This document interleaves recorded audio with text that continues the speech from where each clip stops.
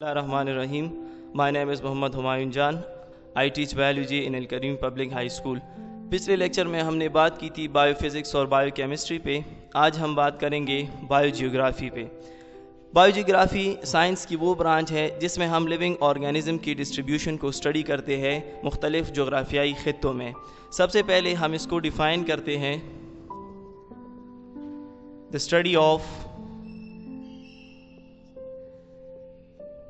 distribution of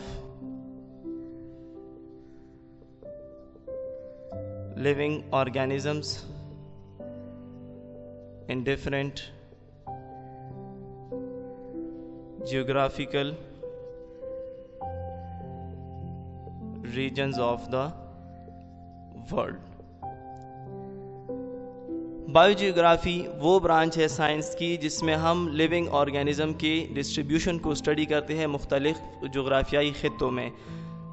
biogeography में हम पढ़ेंगे कि मुख्तलिफ इलाक़ों में मुख्तलिफ़ किस्म के एनिमल्स और प्लांट्स पाए जाते हैं. इसकी बुनियादी वजह क्या है?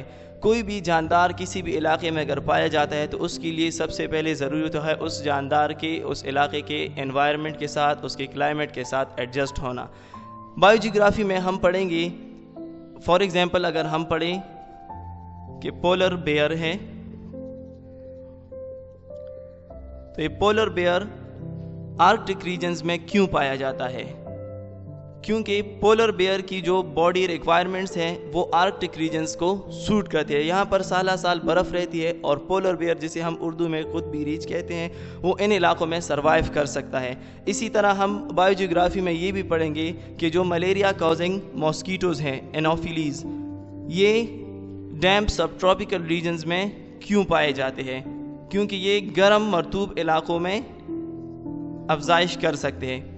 इसी तरह बायोजियोग्राफी हमें किसी भी इलाके के क्लाइमेट के बारे में, उसके टेम्परेचर के बारे में भी इल्म देती है. It also gives us the information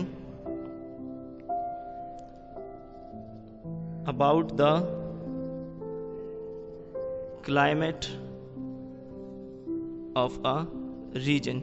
किसी भी इलाके के आबो हवा के बारे में भी हमें इल्म देती है. तो बायोजियोग्राफी में हम पढ़ेंगे कि किस तरह मुख्तलिफ जानदार दुनिया के मुख्तलिफ खित्तों में पाए जाते हैं. इसी तरह एक और फील्ड है स्टेट्स जिसके साथ बायोलॉजी रिलेट करती है, जिसे हम बायो स्टैटिस्टिक्स कहते हैं. बायो स्टैटिस्टिक्स साइंस की वो ब्रांच है जिसमें हम मुख्तलिफ स्टैटिस्टिकल फार्मूलाज को अप्लाई करते हैं बायोलॉजिकल डेटा पर. हम इसको डिफाइन करते हैं, the application of statistical formulas on biological data. Biological data पे जब हम मुख्तलिफ स्टैटिस्टिकल फार्मूलाज को अप्लाई करते हैं तो इसे हम बायोस्टैट्स कहते हैं.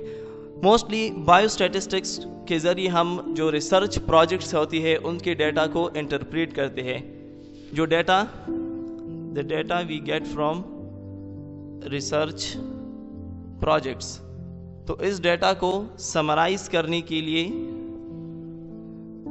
और इससे एक रिज़ल्ट हासिल करने के लिए हम इस पे स्टैटिस्टिकल फार्मूलाज को अप्लाई करते हैं. इसके ज़रिए हम किसी भी रिसर्च डेटा को एनालाइज कर सकते हैं और उसको फर्दर प्रोसेस कर सकते हैं. बायोस्टैट्स को हम मेडिसिन में भी यूज़ कर सकते हैं और इसको हम मोस्टली एग्रीकल्चर की फील्ड में भी यूज़ कर सकते हैं. दोनों में जो रिसर्च प्रोजेक्ट्स होती हैं बेसिकली बायोस्टैटिस्टिक्स की एप्लीकेशंस वहाँ पे आती है कि हम इन रिसर्च डेटास पर स्टैटिस्टिकल फार्मूलाज को अप्लाई करके उन्हें समराइज़ करते हैं और उनसे एक रिज़ल्ट हासिल कर सकते हैं. इसी तरह बायोलॉजी रिलेट करती है इकनॉमिक्स के साथ भी, जिसे हम बायो इकनॉमिक्स कहते हैं.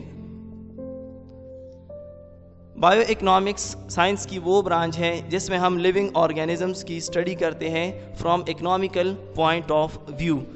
इसको हम डिफाइन करते हैं, the study of living organisms from economical point of view. Living organisms की इकोनॉमिकल पॉइंट ऑफ व्यू से स्टडी को हम बायो इकोनॉमिक्स कहते हैं। बायो इकोनॉमिक्स में हम बेसिकली पढ़ते हैं कि जो लिविंग ऑर्गेनिजम्स हैं ये इकोनॉमी के लिए कितने इम्पॉर्टेंट हैं और इनसे हम किस तरह अपने मुल्क की और अपने वतन की इकोनॉमी को इम्प्रूव कर सकते हैं। इसी तरह हम मुख्तलिफ बायोलॉजिकल प्रोजेक्ट्स की अगर बात करते हैं तो बायो इकोनॉमिक्स में हम इन प्रोजेक्ट्स की कॉस्ट और प्रॉफिट पर भी बात करते हैं कि इस प्रोजेक्ट पे कितनी कॉस्ट आई है और ये हमें कितनी प्रॉफिट देगी। जैसे कि फॉर एग्जांपल हम बात करें प्रोडक्शन ऑफ न्यू वैरायटी